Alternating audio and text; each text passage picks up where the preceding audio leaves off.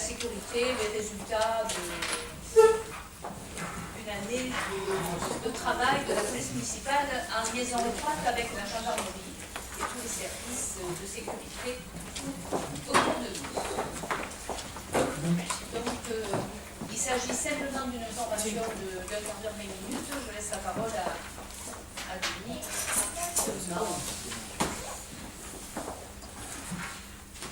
Madame le maire, merci.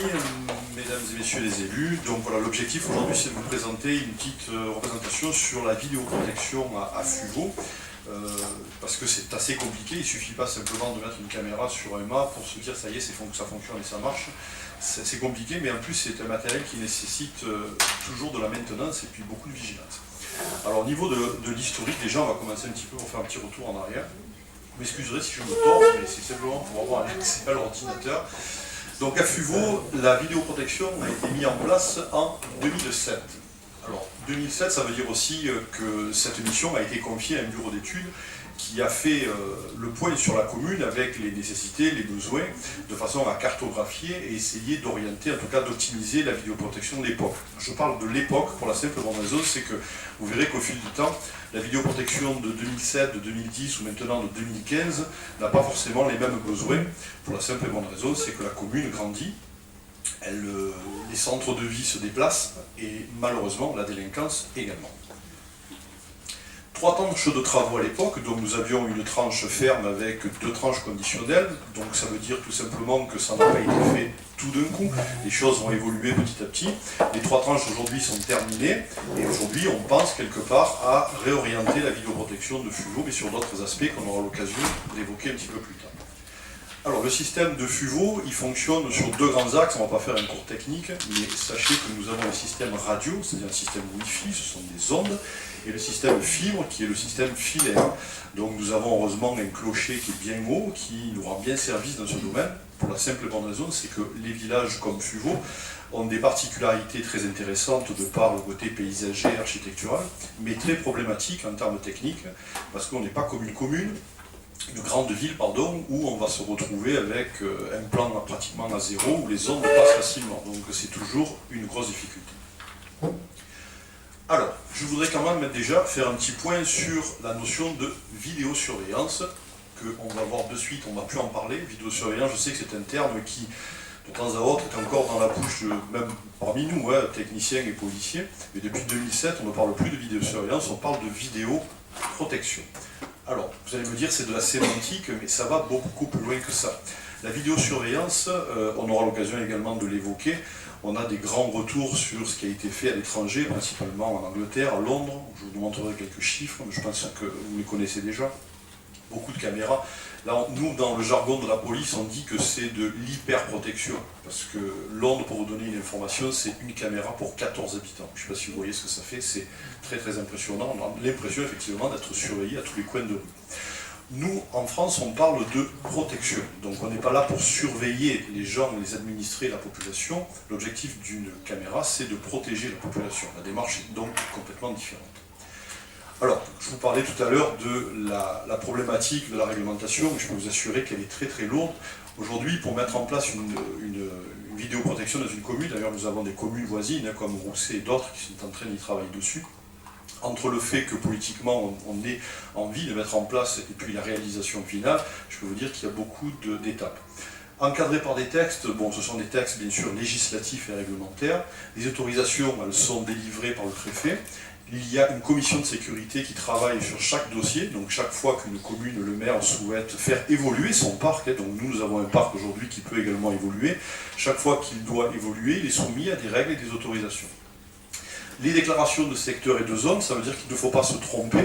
Quand je précisais les endroits bien précis, on a eu, et vous avez sûrement entendu parler aujourd'hui avec la technologie, ce qu'on appelle des caméras dites nomades, c'est-à-dire qu'ils peuvent se déplacer. Mais au-delà du fait qu'elles se déplacent, ça veut dire que nous, dans une déclaration, il faut qu'on cible de manière très précise où on va les installer. Donc sur FUVO, on avait effectivement eu à une certaine époque l'idée de travailler sur une vidéo nomade parce qu'on n'avait pas de possibilité filaire et également en radio sur le skatepark, en tout cas ces alentours, et on s'est rendu compte que au niveau de la technologie, ça ne passait pas. Donc on est obligé de se réorienter sur d'autres formes de technologie.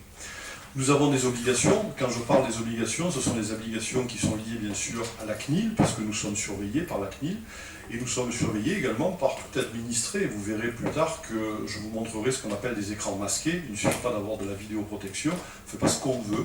On est soumis à des obligations, et heureusement d'ailleurs que c'est encadré dans ce sens-là.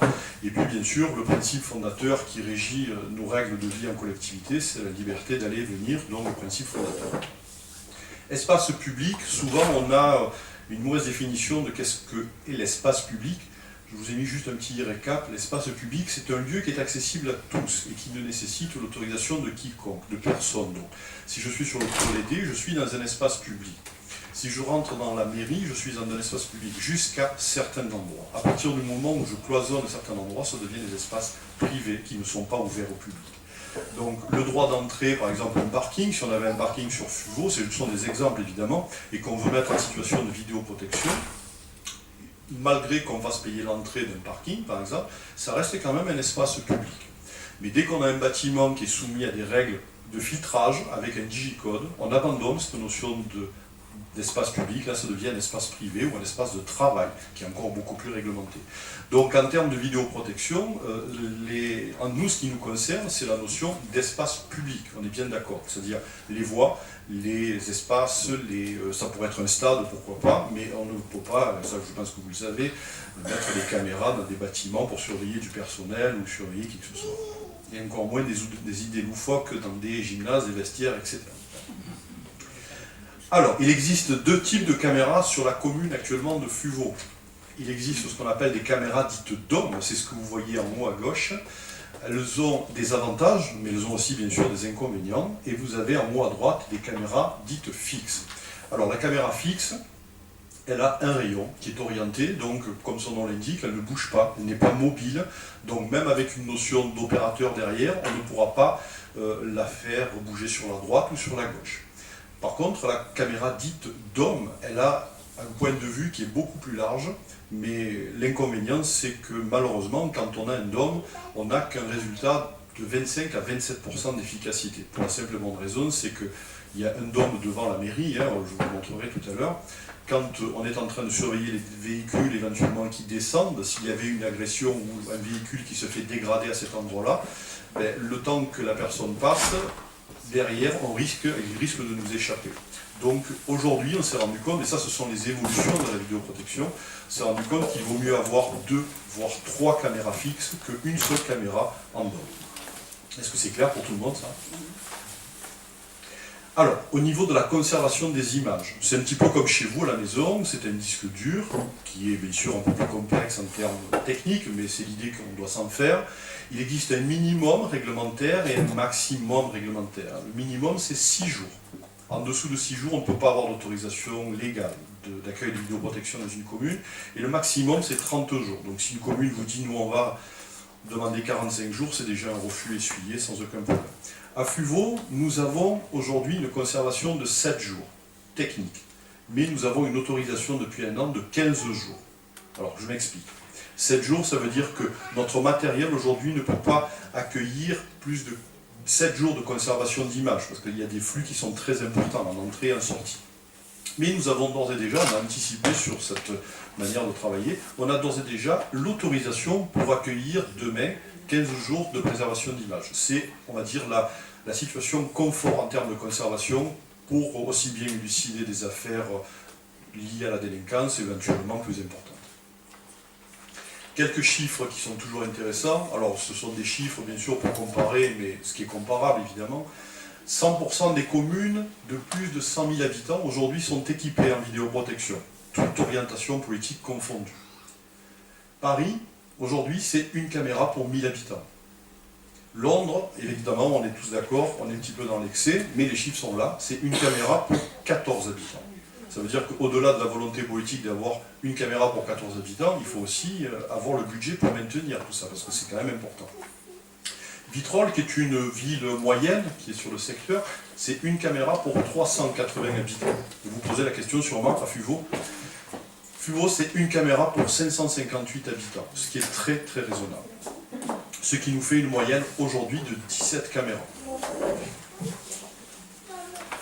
Alors, le fonctionnement que qui a été choisi à FUVO aujourd'hui et qui continue d'être exercé, c'est ce qu'on appelle le fonctionnement passif. Qu'est-ce que c'est que le fonctionnement passif? C'est tout simplement le fait de ne pas avoir un opérateur qui est derrière à manipuler des images. Sauf dans des conditions particulières qui sont liées aux manifestations, qui sont liées par exemple au carnaval. Au carnaval par exemple, on a un agent qui est derrière et qui permet, non pas pendant toute la durée du carnaval, mais en tout cas sur le début, sur la fin, on le détache, et ça nous permet d'anticiper plusieurs choses, de voir s'il y a éventuellement des dégradations, savoir si les chars sont arrivés à l'heure, c'est idiot, mais ça nous permet d'être opérationnel dans le côté dit organisationnel.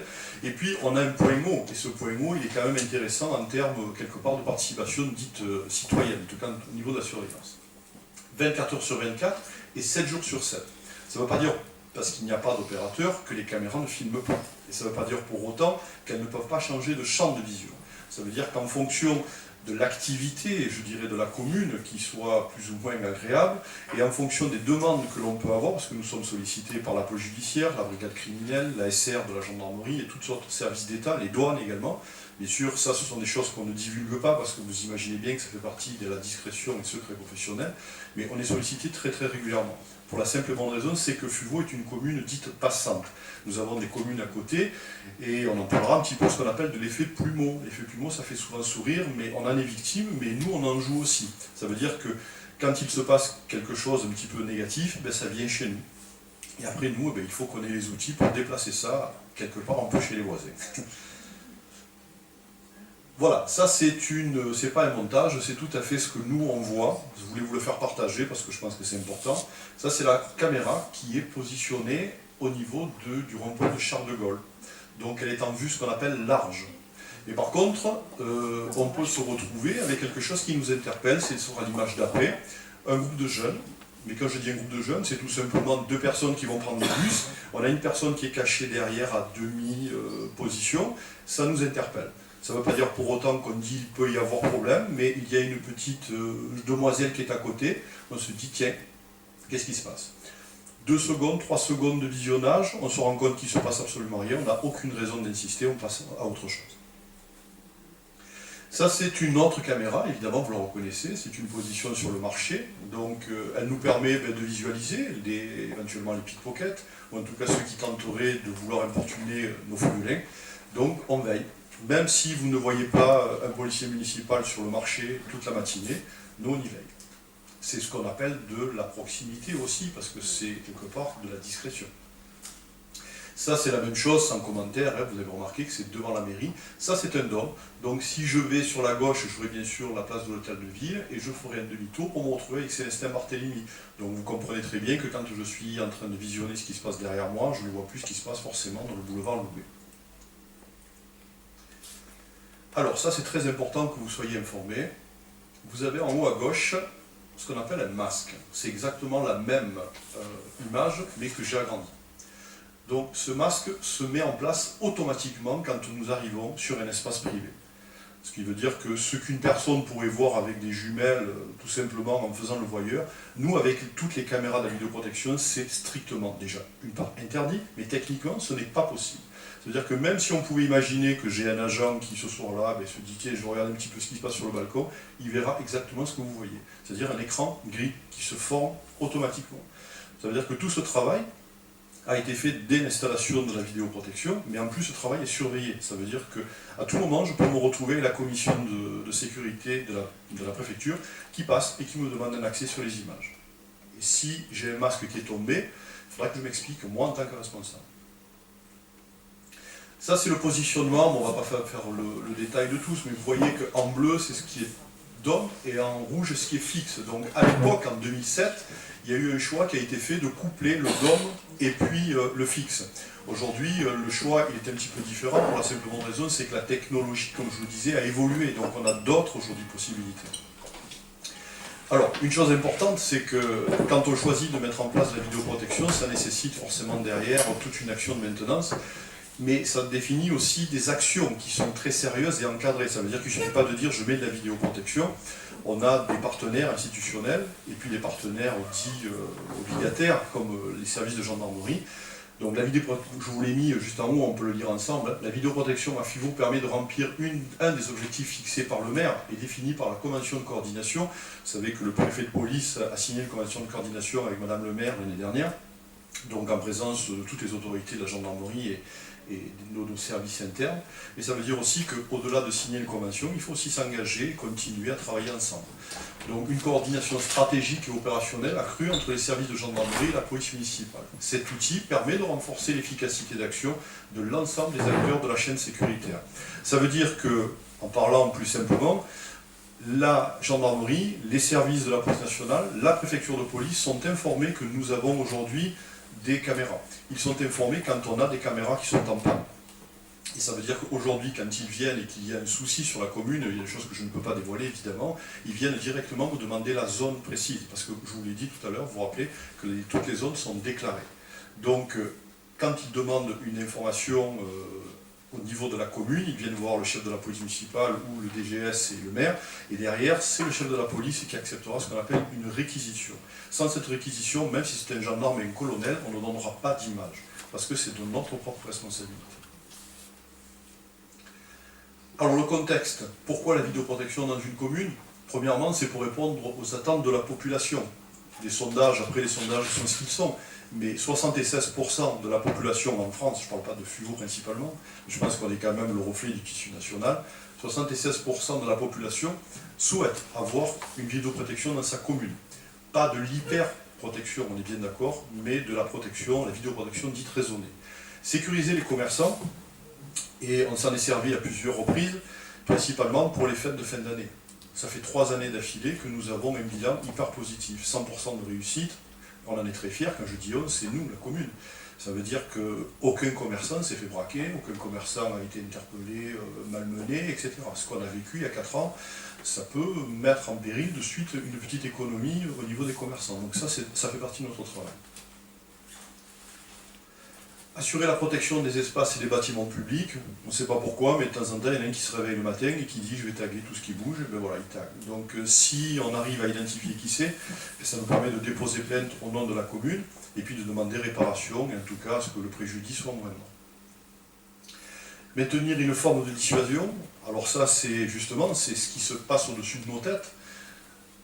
La notion de délinquance, on en parlera un petit peu plus tard, elle est très ciblée, mais elle est surtout, le délinquant quelque part est intelligent, ça veut dire qu'il ne va pas prendre des risques démesurés. S'il se retrouve dans un secteur où il sait qu'il y a de la vidéoprotection, et on se doit bien sûr de le positionner, de dire qu'il y a de la vidéoprotection à un endroit, il n'y a pas de caméra cachée sur la commune de FUVO. Donc à partir du moment où il sait qu'il y a des caméras au-dessus de sa tête, il prendra peut-être moins le risque d'aller casser une voiture, ou en tout cas de tenter de cambrioler. Alors s'il a un besoin actif, qu'est-ce qu'il fera? Il se déplacera. C'est ce qu'on appelle l'effet plumeau. Il se déplacera ou dans un autre secteur, et là on ne peut pas surveiller la commune dans sa totalité, ou dans une autre commune.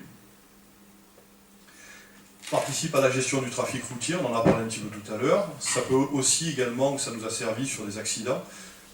Voilà, on se retrouve avec une collision importante. Bon, de suite, ça permet de dire aux pompiers ne passez pas par là, passez plutôt par là. Et puis au lieu d'avoir 5 agents de police ou 4 agents de police municipale ou gendarmes sur place, on peut diviser les effectifs. On en met un peu moins sur le site, on en met un derrière la vidéoprotection. Il remplace quelque part, sur ce point bien précis, peut-être 2 agents. Voilà. Vigilance lors des manifestations, les FUVO, on en a beaucoup. Donc des fois, comme je le dis, je le redis encore, vous nous voyez, et ça nous fait plaisir de croiser tout le monde, mais j'ai souvent, j'ai même tout le temps pratiquement, un agent qui est affecté, ou en tout cas moi. Donc on essaye, quand on rentre au poste, c'est pas pour aller boire le café, c'est pour vérifier ce qui se passe, est-ce que ça fonctionne correctement, est-ce que c'est dans des bonnes conditions, etc. Prévention des atteintes à la sécurité des personnes et des biens, bon ça je pense que ça coule de source.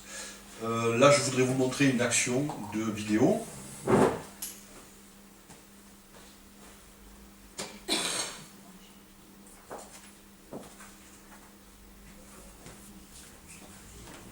Voilà ce qu'on voit, tout simplement. Alors, comme vous pouvez le constater, bon, l'image n'est pas très belle, mais ça c'est parce que c'est un transfert d'image, c'est une image que j'ai tirée spécialement parce qu'il n'y a pas d'incident. Voilà, mais voilà, alors qu'est-ce qu'on veut faire de la vidéoprotection? nous on a fait le choix, c'est la demande de Madame le maire, on ne va pas faire du flicage avec la vidéoprotection. Ça veut dire que si on était dans l'objectif de verbaliser pour surverbaliser, je mets un agent toute la journée, je lui dis toutes les infractions, tu les relèves. C'est pas du tout l'objectif de notre travail, c'est fait notre service, on ne travaille pas comme ça. Alors, objectif, c'est plutôt orienté sur, vous l'avez vu, hein, pas de clignotant, les personnes qui roulent sur la droite, pas sur la gauche, celui qui va doubler dans le rond-point. Et là, je vous ai montré simplement une caméra. Il y en a 17, donc vous imaginez ce qu'on peut voir. Hein. Quand certains, je leur dis, vous avez oublié de mettre la ceinture, madame. Je dis, mais comment vous le savez? Peu importe, vous avez oublié de mettre la ceinture. Prévention, dissuasion, donc ça c'est un des objectifs. La protection, on en a parlé, mais ce sont des termes forts, mais il est important de les rappeler. Et sous ce qu'on appelle le soutien aux enquêtes, la vidéo élucidation. Donc nous sommes sollicités très très largement. Alors peut-être certains élus n'ont pas connu cette époque, mais il y a quelques années, nous avions sur le haut du village des méchants, on va dire ça comme ça. Voilà, des méchants. Et si la vidéoprotection n'avait pas été installée à l'époque sur la commune, je peux vous garantir qu'il y aurait eu des dégâts très importants au niveau collatéraux parce que Fuvon était devenu une plaque tournante. Alors c'est pas la police municipale qui a lucidé toutes ces affaires parce qu'on était dans le crime, mais ce sont des choses qui, nous on a apaisé, notre travail c'est d'apaiser les Fuvelins, mais pendant ce temps d'autres faisaient leur boulot. Il n'y a que le maire de l'époque qui était au courant et la DGS, voilà c'est tout.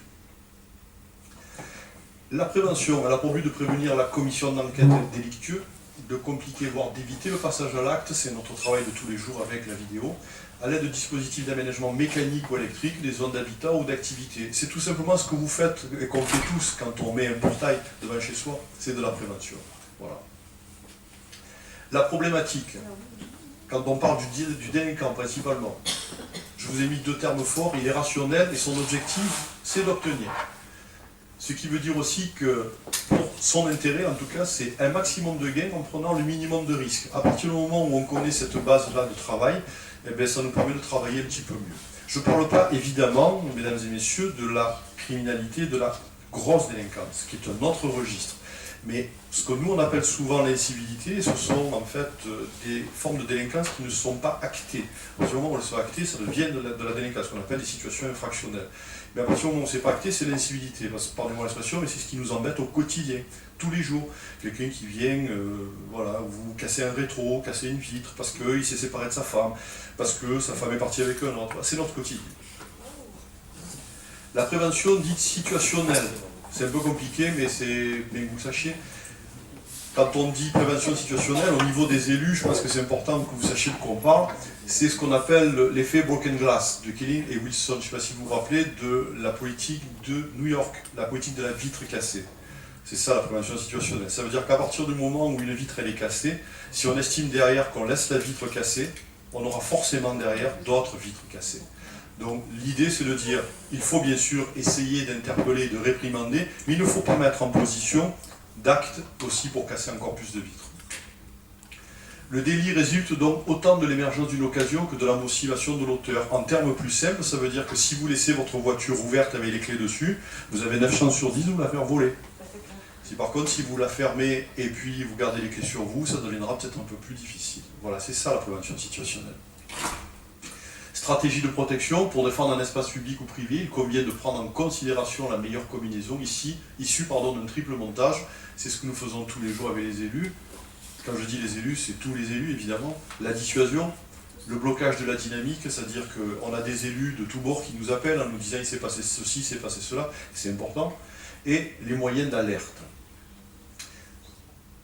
Augmenter l'effort de délinquant par la protection des cibles, par le contrôle des accès, par le découragement du délinquant. Le terme délinquant est un terme générique évidemment, hein, mais c'est pour vous accentuer sur le fait que c'est quelqu'un qui n'est pas ce qu'on appelle dans les règles de droit. Augmenter les risques pour le délinquant potentiel, c'est par le contrôle des entrées, par la surveillance, la vidéoprotection, par la surveillance naturelle, la fréquentation des lieux. L'éclairage fait partie également d'une forme de prévention situationnelle. Et enfin, réduire les gains, donc l'élimination des cibles, des biens, la tentation. Donc c'est pour ça quand on dit à des personnes âgées, en termes de cambriolage, comme on l'a fait lors des campagnes récemment et encore cette année, quand on fait de l'OTV, c'est-à-dire Opération Tranquillité Vacances, quand nous passons chez les administrés, en leur disant faites attention, ne laissez pas des fenêtres ouvertes, ne laissez pas votre courrier, tout ça c'est de la prévention situationnelle. Les limites de la prévention situationnelle, évidemment, il y a toujours des limites. Les autres moyens, ce sont la police municipale et la gendarmerie. Je vous rappelle que sur notre collectivité, nous n'avons aucune police d'État, donc les seules forces de police que vous avez, c'est votre police municipale. Je dis votre parce qu'elle vous appartient. Connaissance du secteur, contrôle de police, patrouille pédestre et véhicules, surveillance ciblée, analyse cartographique, etc. Ça c'est notre quotidien, c'est là-dessus, sur tous ces éléments que l'on travaille, avec un objectif, protéger et aider la population, et bien sûr, déranger surtout et interpeller les délinquants. On va finir sur ces quelques photos. Voilà, complémentarité entre la prévention dite situationnelle et la prévention dite sociale. C'est peut-être un terme nouveau pour certains d'entre vous. Avant, on disait prévention, dissuasion, répression. On faisait 3 grands chapitres. Aujourd'hui, tout ceci est un petit peu plus développé. Et on se dit qu'il est important de ne pas déshumaniser les relations police, surtout dans des villages comme le nôtre. On continue, au-delà de ça, à intervenir dans les écoles, intervenir avec les enfants, intervenir avec la population, les commerçants. Mais ça, je pense que vous le constatez. Fonctionnalité de la vidéoprotection, à quoi elle peut servir? C'est un petit rappel. Dissuasion et contribution à la lutte contre la délinquance, aide à l'intervention, outils d'investigation et moyens de gérer les événements d'ordre public. Les chiffres pour le FUVO, je vous ai mis quelques chiffres. On est honnête entre nous, je vous dis la réalité de ce qui se passe. Les chiffres sur l'année d'analyse 2014, dégradation et délinquance sont un petit peu en hausse, c'est-à-dire aux alentours de 6%. C'est à peu près le reflet de ce qui se passe sur tout notre bassin de vie de la CPA. Par contre, nous avons été, entre guillemets, très bons. Quand je dis très, c'est les services de police concernés, c'est les faits élucidés, plus 48%, c'est très très encourageant. Et puis les vols, moins 4,90, cambriolage 22,86, escroquerie, moins 7,14 et stupéfiants 25%. Alors, stupéfiants, on ne va pas se vanter d'un chiffre comme celui-ci parce que ça c'est très aléatoire. D'un mois sur l'autre, ça bouge énormément, comme les cambriolages évidemment. Donc comme quoi, vous voyez, on n'est jamais tranquille, jamais à l'abri, on ne peut jamais crier victoire. Mais en tout cas, on y pense. Alors, ce chiffre-là également, il est très important que vous l'ayez à l'esprit. Cambriolage 52, c'est sur les habitations principales. Secondaire 4 et commerce 16. Vous voyez que secondaire, c'est que 4. C'est beaucoup trop, mais que 4. Ce qui veut dire qu'en fait, tous les cambriolages qui sont faits sur la commune, comme toutes les communes autour de nous, c'est ce qu'on appelle des cambriolages d'opportunité. Ça veut dire que les personnes passent, ils ne savent pas qui ils vont taper, comme on dit dans le jargon, et puis ils voient une fenêtre ouverte, ils voient une véranda qui est ouverte, ils poussent, ils rentrent, ils volent un smartphone qui est sur une petite table, c'est un fait. Voilà. Et ce fait marque. Après, c'est pas la notion de est-ce que le préjudice est plus ou moins important. À partir du moment où il y a un préjudice, petit soit-il, il est comptabilisé en tant que tel. Voilà. Les autorisations, on finira là-dessus. Autorisation préfectorale, surveillance par la commission départementale, délai de conservation des images, on en a parlé. Les conditions d'extraction, on en a parlé aussi. Je suis désolé, je vais très vite, mais je sais que vous avez du boulot derrière. Désignation du personnel concerné par l'installation. Tous les agents de police sont agréés doublement par le préfet et par le procureur de la République et assermenté. Modalité du droit d'accès des personnes intéressées. On ne peut pas rentrer en tapant à la porte en disant je veux les images de ma copine qui s'est fait filmer. Ça ne se passe pas comme ça. Justification de la conformité du système. Nous sommes contrôlés. Et bien sûr, notre objectif pour demain, et celui-ci il est important, parce que si on loupe l'étape, quelque part, notre matériel ne sera plus à la hauteur, il nous coûtera plus cher quelque part, c'est d'identifier les secteurs sensibles, analyser notre implantation, on a déjà travaillé dessus, moderniser le parc actuel, parce que la technologie évolue, optimiser l'implantation, comme je vous le disais, les bassins de vie sur FUVO se sont développés, déployés, réorganiser, réorienter, augmenter sensiblement le nombre de caméras, je dis bien sensiblement parce que Madame le maire m'a donné des consignes, maintenir un parc en bon état et conserver un système passif. Merci.